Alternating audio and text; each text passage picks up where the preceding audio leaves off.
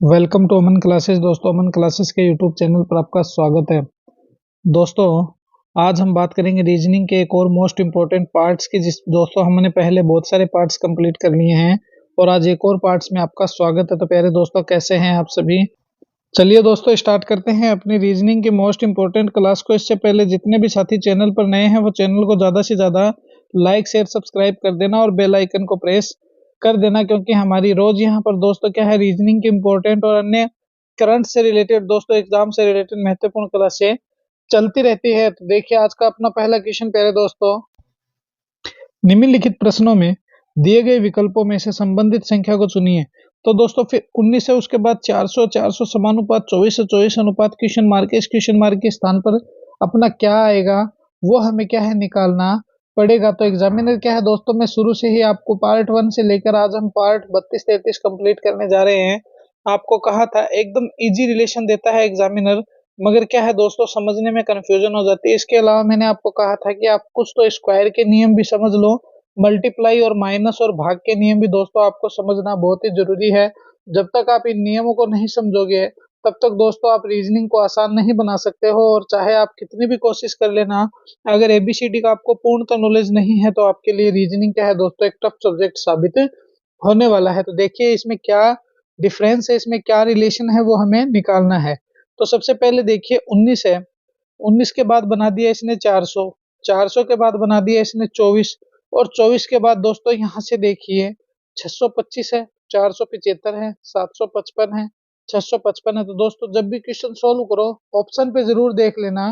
अब दोस्तों ये इतनी बड़ी बड़ी संख्याएं आ रही है कि 1900 से 400 बन गया, 24 से फिर ये कितने बनेगा, 755, 655, 475, 625। तो इसका मतलब दोस्तों कहीं ना कहीं इसने या तो क्यूब किया है या फिर स्क्वायर किया है। क्या किया है? स्क्वायर किया है या फिर इसने क्यूब किया है। तो देखिए क्या क्या इसमें अंतर है, चलिए इसको सॉल्व करते हैं।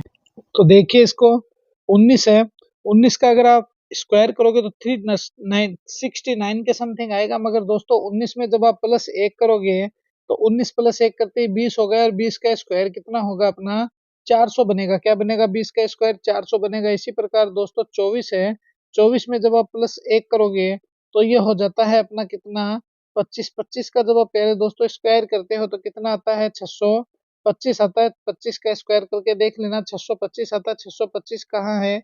ए में है, तो ए को क्या कर देंगे अपन सही आंसर मान लेंगे। चलिए नेक्स्ट क्वेश्चन की तरफ देखते हैं प्यारे दोस्तों। निम्नलिखित प्रश्नों में दिए गए विकल्पों में से प्रश्न चिन्ह के स्थान पर आने वाली संख्या को चुनिए।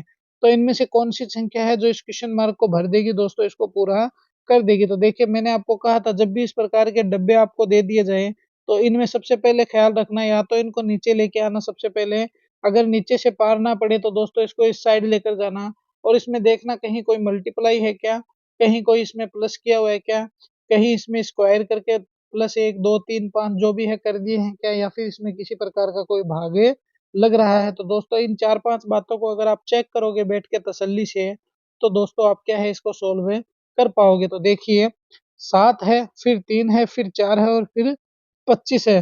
तो आप सीधे-सीधे देख लीजिए दोस्तों, 7 को जब आप 3 से मल्टीप्लाई करोगे कितना आ गया, तो 7 तिया 21 आ गया। मगर 21 में जब आप 4 ऐड करोगे कितने हो गए? 25 हो गए। 25 नज़र आ रहे हैं क्या? बिल्कुल आ रहे हैं। अब देखिए 6 पंजों 30 होता है, तो जब आप 5 को 6 से मल्टीप्लाई करोगे सीधे-सीधे 30 आ गए। 30 में जब आप 2 ऐड करोगे दोस्तों तो कितने हो गए? 32 हो गए। 32 नीचे है क्या? बिल्कुल सर नीचे 32 है।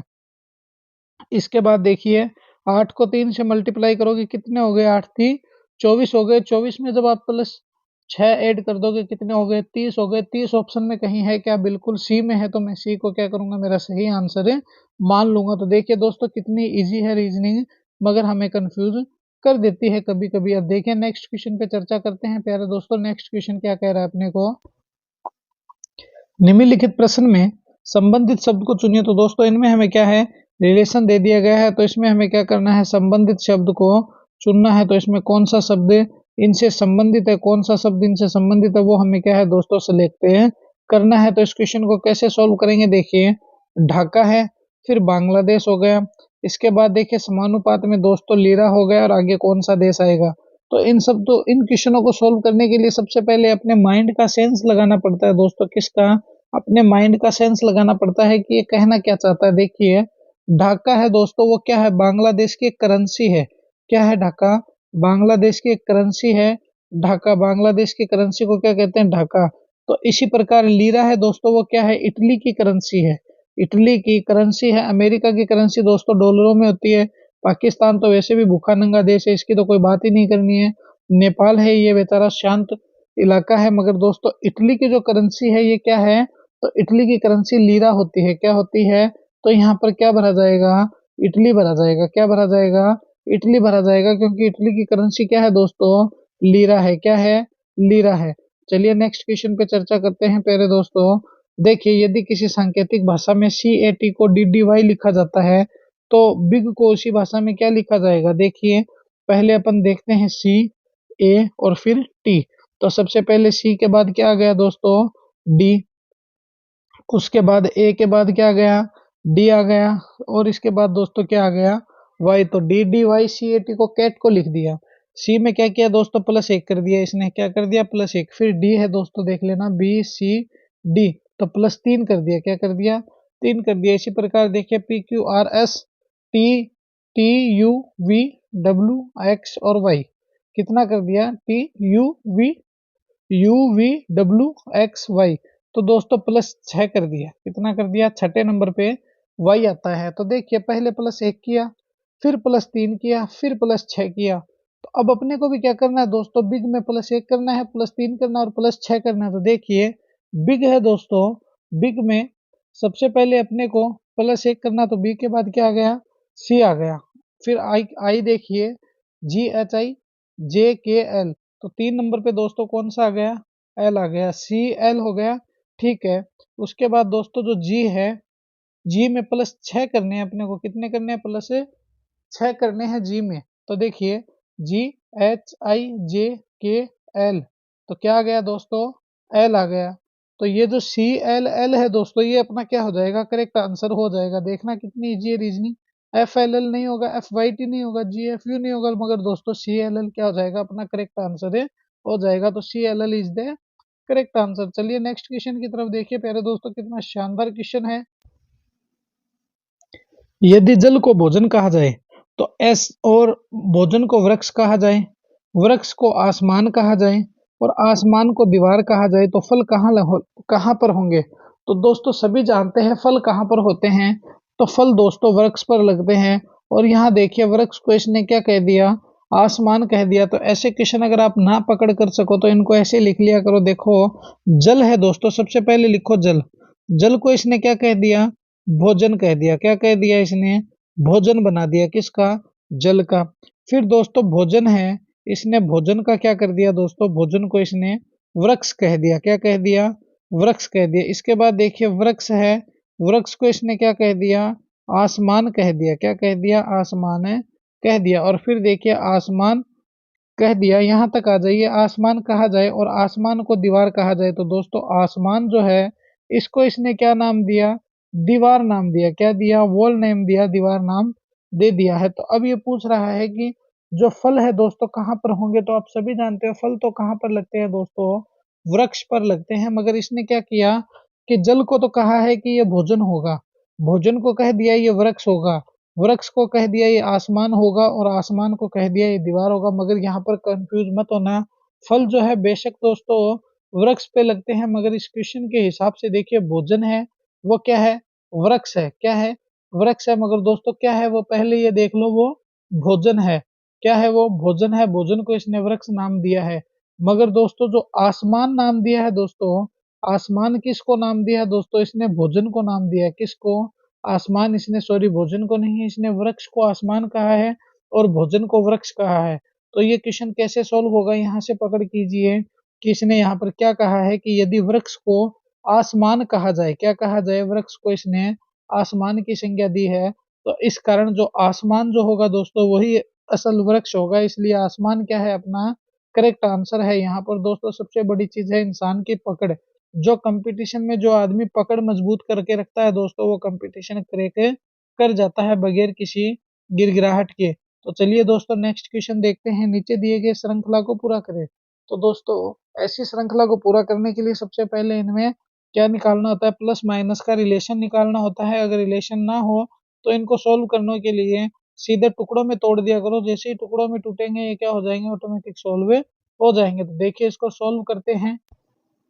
तो चलिए देखिए 5 है प्लस 3 कर दिया 8 हो गए, 8 है प्लस 7 कर दिया 15 हो गए, 15 प्लस 1 कर दिया कितने हो गए 16 हो गए। मगर दोस्तों अब 16 से सीधे 44 प्लस कर दिया तो ये प्लस वाला नियम तो अपना फेल हो गया।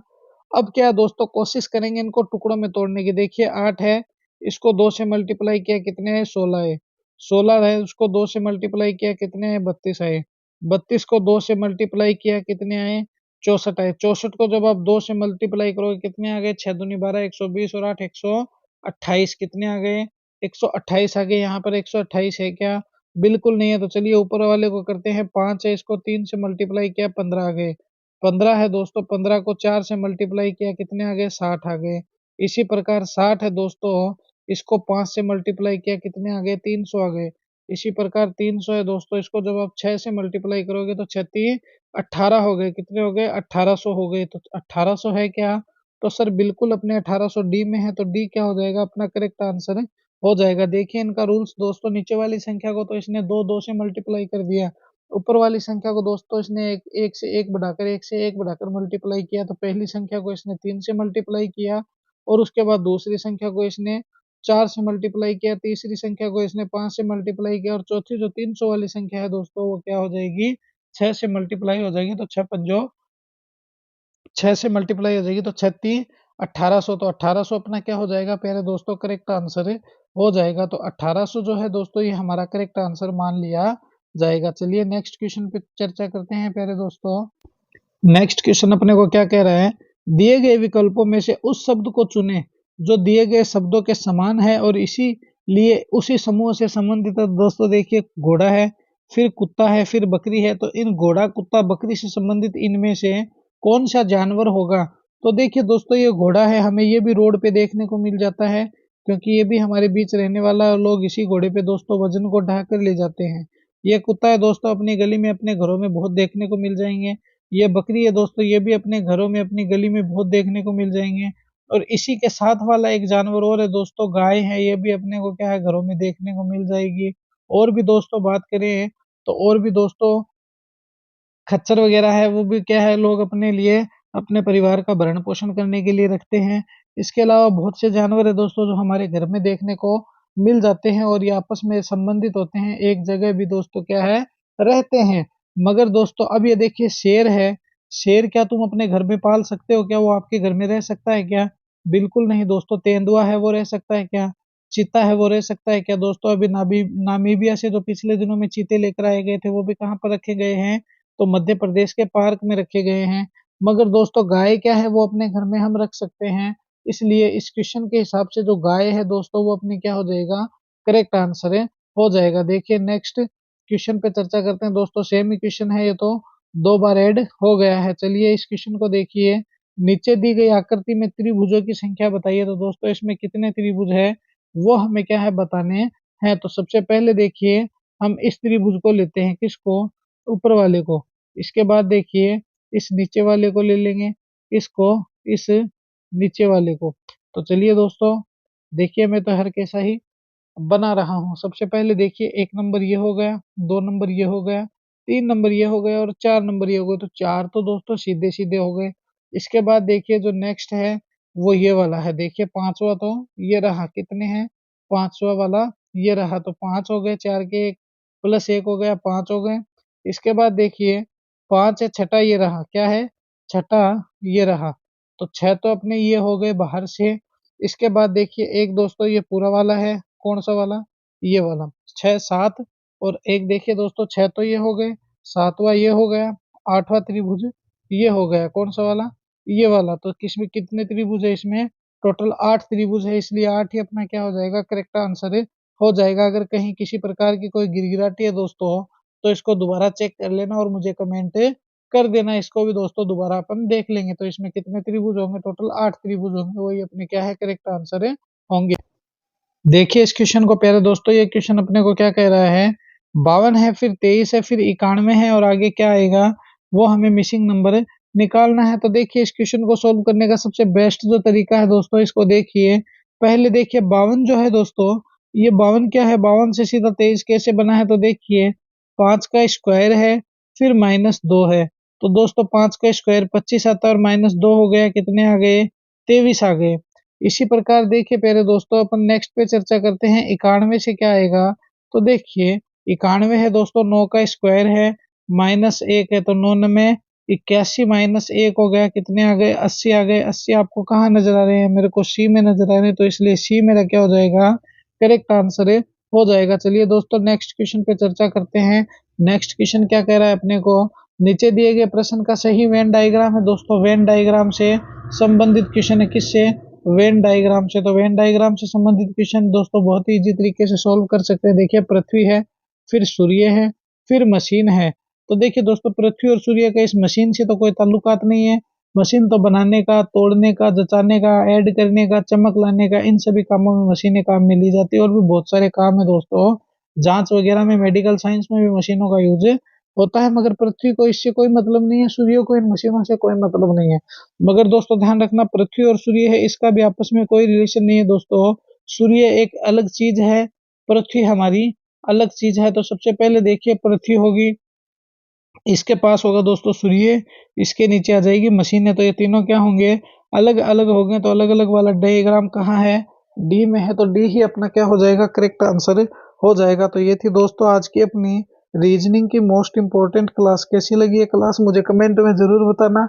और प्यारे दोस्तों इस चैनल को ज्यादा से ज्यादा लाइक शेयर सब्सक्राइब कर देना। मिलेंगे ऐसी जोश और जुनून के साथ हम नेक्स्ट वीडियो में। प्यारे दोस्तों जय हिंद, जय भारत।